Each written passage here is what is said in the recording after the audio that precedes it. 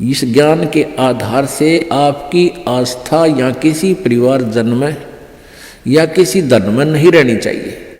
जब आप यहां से चलन के योग्य होंगे और ये रहकर आपकी परीक्षाएं भी होंगी, आपके ऊपर कोई ऐसी आपत्ति ऐसा आएगा सच में, फिर आप देखेंगे कि मेरी वृत्ति बेटे में है कि बेटी में, पोते में है कि या पोती में, कोठी में या कार में। आप जी ने अपने उस जाल को स्वयं काटने की चेष्टा करनी है कि तो जुल्म हो गया, मेरा तो बीच में आस्था है। और यहां आशा रही तो वापस जन्म होगा, जहां आशा ता बासा होई और मन कर्म वचन सुमरियो सोई।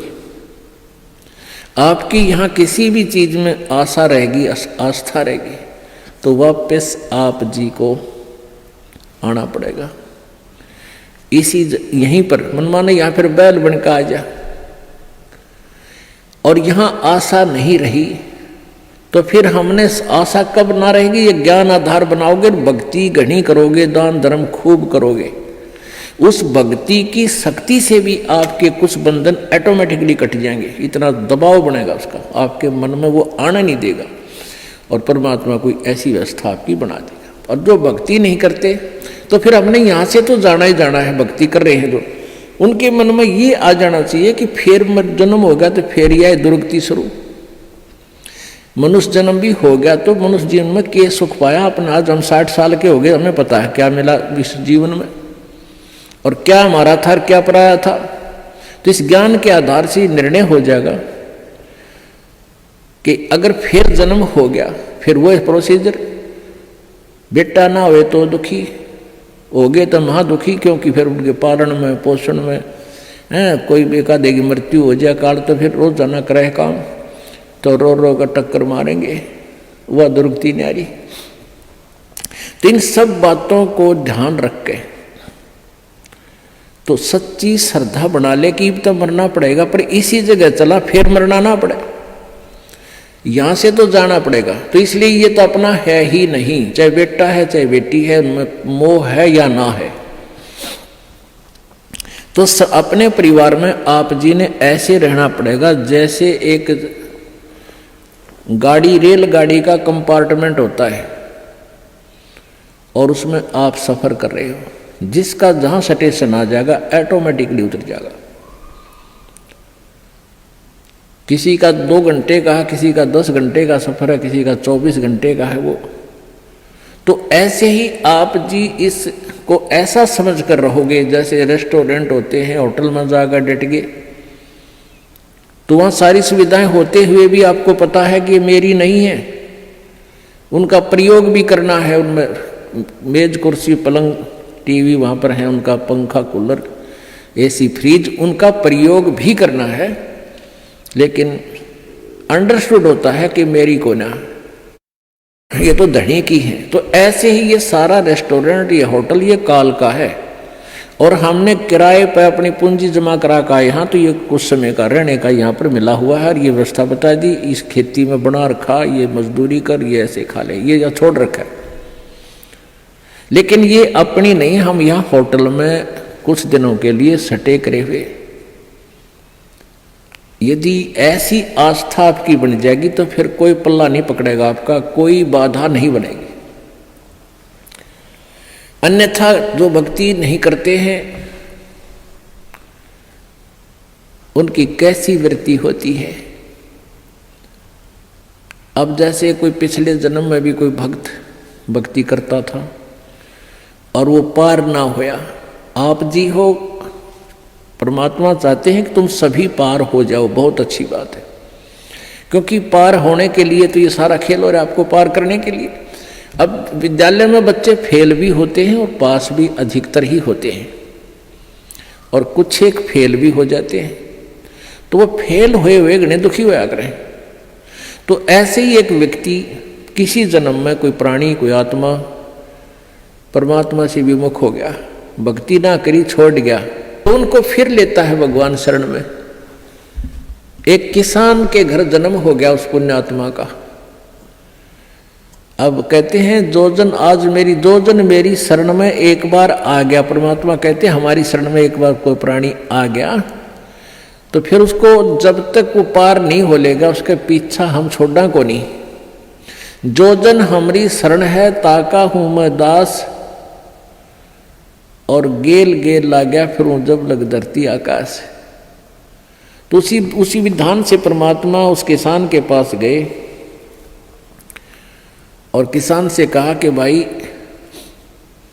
किसान पहले बैठे, राम रमी हुई, क्योंकि पिछले संस्कारी जो भक्त होते हैं वो कहीं भी जन्म ले लो उनमें वो भाव श्रद्धा बनी रहती है। आओ महाराज जी बैठो जी, बड़ी आसन दे दिया, आप नीचे बैठ गया भगत की तरह। तो महाराज जी तो महाराज जी होते हैं, अपने भक्ति का ज्ञान सुनाते, परमात्मा की चर्चा शुरू कर दी। तो वो किसान कहने लगा कि हाँ जी भक्ति तो मैं करता हूँ, क्या भक्ति के तो मंदिर में जाता हूँ, शिव जी की पूजा करता हूँ। फिर सारी बात बताई, भाई यह भक्ति ठीक नहीं, भक्ति की विधि ये है जो आपके शास्त्रों में लिखी हुई है, कैसी करो। अच्छा जी ठीक सत है, भक्ति भी कराएंगे। भाई फिर उपदेश ले ले। अगना जी नहीं, ये तो बच्चे छोटे छोटे हैं, ये थोड़े से ठीक हो जाए, अपना काम संभालन जोगे, फिर महाराज जी तेरे आप पक्का चेला बन जाऊंगा। लाख समझाने पर भी नहीं माना, यही कहता रहा। परमात्मा चले गए। कुछ दिनों के बाद फिर गए, देखा क्या किसान के 2 लड़के थे, उन लड़कों के भी बच्चे हो रहे, उन खिलाने लग रहा खूब प्यार से, सीने से लटा रखे पोते। परमात्मा फिर गए, किसान भाई भगत जी देवता तेरे बच्चे भी समझदार हो गए हैं और खेत का काम संभाल लिया, तू आजा भक्ति कर ले, नाम ले ले। ने बोला महाराज जी देख छोटे छोटे पोते हैं, बच्चे खेत में जहाँ हैं काम कर रहे हैं, और मैं इनको बाद में संभाल रहा हूँ, अब मुझे फुर्सत नहीं है, थोड़े ही बच्चे पोते बड़े हो जाए थोड़े से, फिर मैं भक्ति करूँगा। बहुत कहने पर भी नहीं बोला ना बाबा जी दुखी ना करे मैंने, क्यों पोते घने प्यारे लग गया करे। यह काल का एक भयंकर जाल आगे और बढ़ा देता है उसके ऊपर। अब बेटे तो उल्टे बोल रहे, कोई धमका दे कोई खुरका दे, और वो पोते बोल लग रहे प्यारे प्यारे, तो वो घने प्रिय लगते हैं। न बोले बाबा जी तू तो सब ऐसा ही, तेरे तो कोई लाग नहीं, कोई संतान नहीं, तेने क्या पता संसार के उसका है, कह दिया भक्ति कर ले, भक्ति नहीं होया करे, पोते बड़े हो लेंगे फिर बात करूँगा तेरे से, फिर जरूर नाम ले लूँगा, पक्की बात हो रही। नो टाल टूल दिया। अब 4 साल के बाद फिर आए परमात्मा संत जी रूप में। तो घर आके पूछा कि भाई तुम्हारा वो कहाँ गए तुम्हारे पिताजी दादाजी। वो पता चला कि वो तो मर गए, 4 साल हो गए, मृत्यु होगी। मालिक को तो पता था, क्या था कि खेत में उन्हें का बैल बन गया, आके बैल बन गया, बैल की चुनी प्राप्त की, और खेतों में उसका बेटा उसको हल में जोत रहा। अब परमेश्वर वहां पहुंचे, वो लड़का भी जाने था, महात्मा कई बार आया करते, रोक दिया, कहा महाराज जी कैसे आना हुआ कि भाई डट जा तेरे बाबू, तो 2 बात बतलाऊंगा। उस बैल के कान में निकट सी जाकर कहने लगा, रे भगत अब तो आजा मेरी शरण में, तेरा शरीर छुटवा दूं बैल का, और नाम दे तेरे को मनुष्य जीवन दे दूंगा, और तू चाल देख ये दुखी हो रहा, तेरा लठ लग गया, तेरा बेटा लठ मारे हैं, और तेरी के दुर्गति हो रही, तो क्या कह है वो बैल। नो कहा बाबा जी तू बोल रहा मत, अब मैं यहाँ से मर जाऊंगा, दूसरा बैल आ गया, वो थोड़ा काम करेगा, मेरे बेटा ने टोटा हो जाएगा, वो तेरा गजब हुई हो। परमात्मा बोले अच्छा भाई कोई बात ना, ले धन बना तो बेटा गए। अब कुछ दिन के बाद वो बैल भी मर गया, मृत्यु के बाद वो सांप बन गया। अब सांप को एक याद होता है, उसने कहीं धन गाड़ रखा, पहले जमीन में दबाया करते चोरों के डर से, धन जेवर दाब दिए, पैसे चांदी के हुआ करते सिक्के, वो लको दिए, छुपा दिए। तो सर्प बनकर वो वहीं घूम रहा है। अब वो पुत्र वधुओं ने देख लिया शोर मचाया, सांप सांप, उन बेटिया ने मारा लठ उसका, वो मोरी में गए निकल गया, पर एक दो लाठी अच्छी लगी इसके, कंडे में हो गया बीच तय। वो सहज सहज धीरे धीरे सरक कर बोझड़ों में, झाड़ उन बोझड़ा में पड़ा। जब परमात्मा गए, कहाँ सुना भगत जी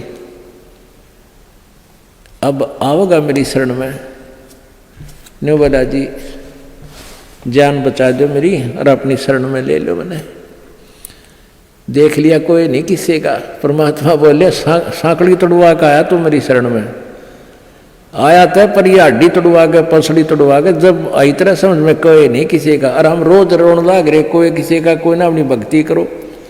कहते हैं एक लेवा एक देवा दूतम, कोई किसी का पिता नहीं पुतम, ऋण संबंध जुड़ा एक ठाठा, अंत में सब 12 बाट। तो परमात्मा इतने दयालु हैं, फिर उसको शरण में लिया, दोबारा मानव जन्म दिया। आगे देखो सूत में होगा कि ना, फिर वह बीमारी शुरू कर ले मन माने। तो ऐसे दयालु है परमात्मा, पुण्यात्माओं। ये मनुष्य जीवन बार बार नहीं मिलता, और ये ज्ञान नहीं मिलता। आपके ना जाने कौन से जन्म के पुण्य, बिना गिनती के असंख्य पुण्य आपके साथ हैं, और विशेष कृपा परमेश्वर कबीर जी के आपके ऊपर है, जो आप यहाँ पहुँच रहे हैं, और ये ज्ञान आप तक पहुँच रहा है उन पुण्यात्माओं के न्यारे कर्म है इस दुनिया में। और परमात्मा कहते हैं समझा है तो सर दर पाओ, बहुर नहीं रे ऐसा दाव। बोल सतगुरुदेव।